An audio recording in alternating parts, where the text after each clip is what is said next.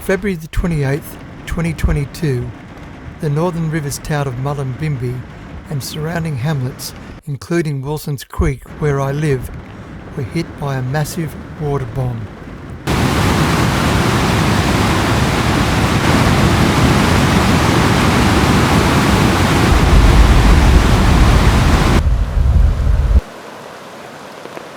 The once tranquil Wilson's Creek became a raging inland sea, devouring everything in its wake.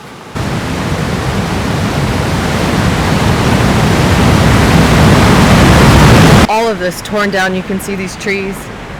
This was all land that you could walk on and cross over, and now we have a creek that's about twice as wide as, maybe even 3 times as wide as it was before, because of how it's just completely taken out. The force of the water from the other night just reimagined, I guess, this whole way of the water flowing, and all of this land, so much ground is gone. I can't believe how much lower when we were walking here to the house, we would have been ground level. We would have been just, our feet would have been here. That's how much ground is gone from this last flood. We live in steep, mountainous country. The flood with a massive downpour non-stop, 48 hours of rain, showed just how vulnerable our homes and places of work are to landslides. One of our neighbours, Heather, was buried alive under this rubble that totally engulfed her home.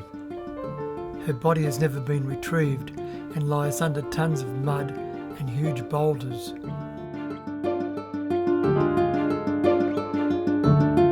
We feared our home and the office space for the Frontline Film Foundation, housed on the steep side of a hill, would also come tumbling down, and with it my precious film archive of 45 years of hard work, risking my life in faraway war zones and in environmental and social justice battles here in Australia that I've documented.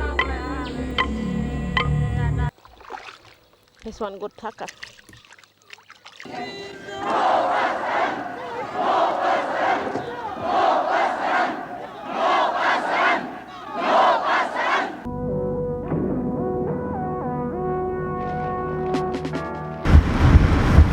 Climate change is not going to go away.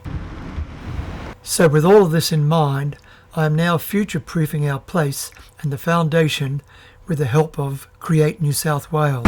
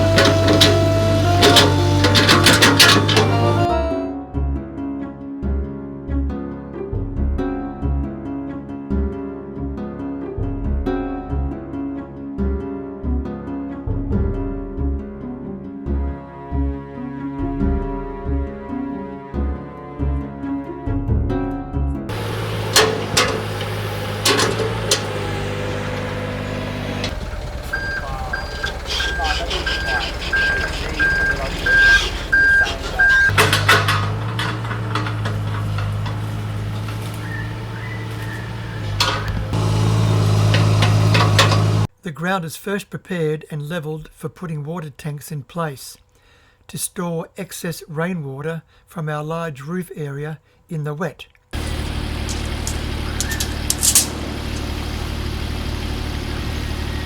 Still got to go this way a little bit. Okay. About 300. Good.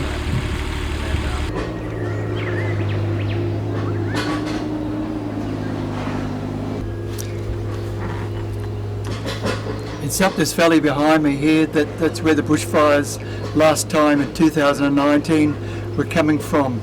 You could see the smoke billowing right at the end of the valley there, and on this ridge over here to my right, the southern ridge, and we were really scared that we were going to be taken out, burnt in the bushfire of 2019. And we sent all the women and the kids into town, and then we just stayed here, but vastly under-resourced. Fortunately, the wind didn't blow it up the valley and didn't become sort of terrible Tuesday as was predicted, and we lived to get our act together as we're doing now.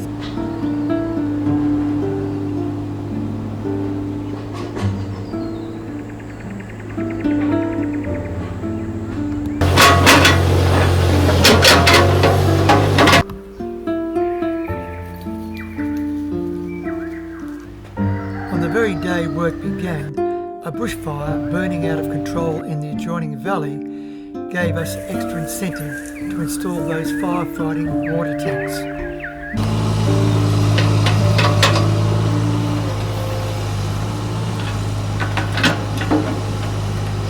Even today, 19th of September, we've got fires and smoke in the valley here that's coming from up about 20 kilometres away, giving us a sort of strong reminder that we're just at the start of the fire season and where things get a bit savage.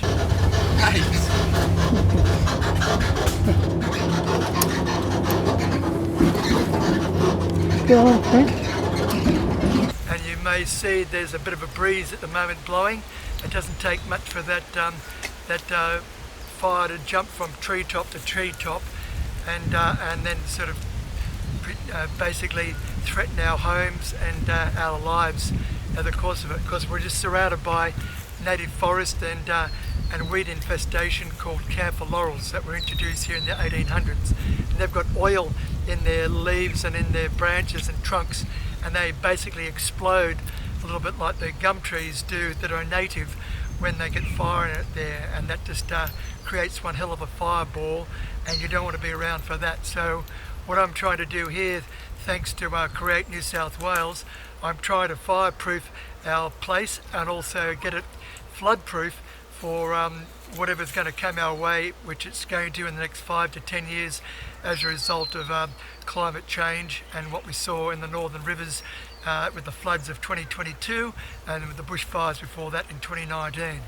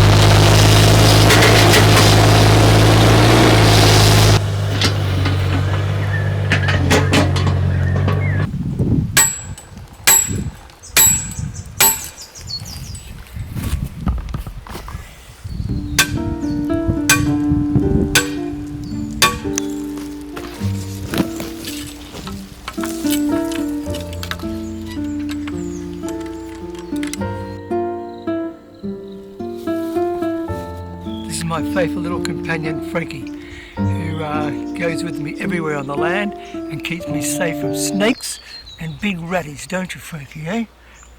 He's a gorgeous doggy. He looks like he's a puppy, but he's actually 8 years old. Eh? Yes. We don't want any big snakies to get you, do we, eh? No.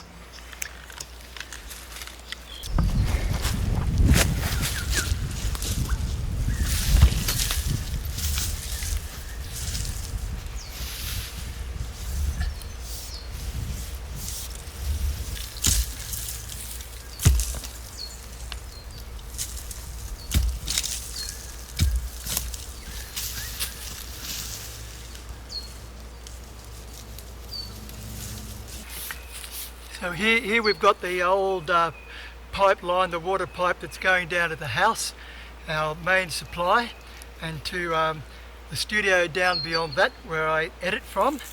If a fire comes up the valley any time, they and our house are are up for really a savage time if we don't have water to fight it.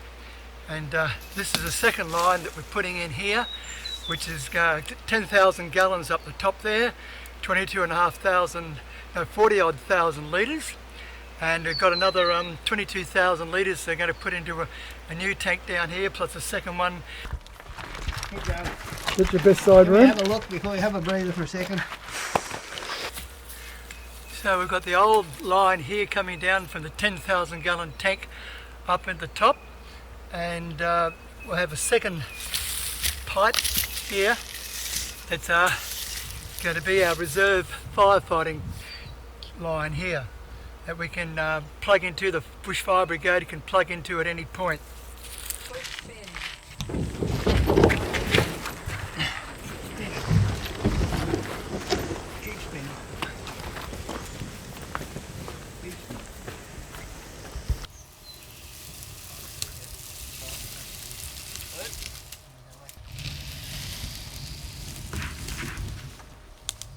A bit more. Go again, eh? Work.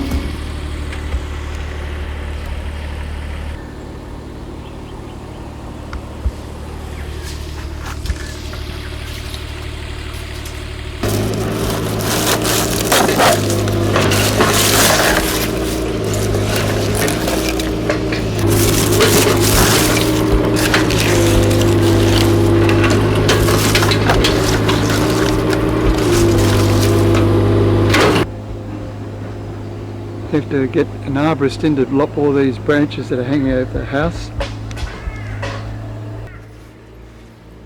I didn't have it in my application, but I think I'll have to get an arborist in to be able to lop these branches behind me here. They're tall gums that I planted 30 years ago, and thinking I was doing the right thing by the environment, but I actually planted them too close to the house, and so now if a fire were to come through this valley, they'd go from treetop to treetop, and particularly with gums, because they've got oil in them, they're quite explosive, and they've got lots of oxygen around the top canopy there. So getting those away from the house and lopping them, trimming them right back, is obviously the right way to go.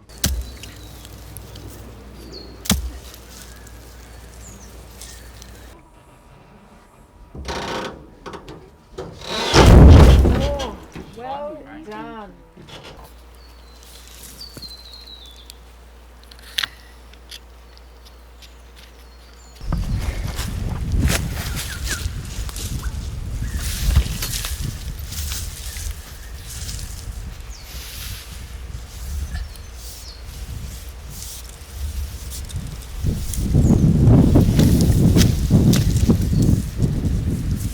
Okay, so we lay the next layer down of pipe next to it. That'll be the fire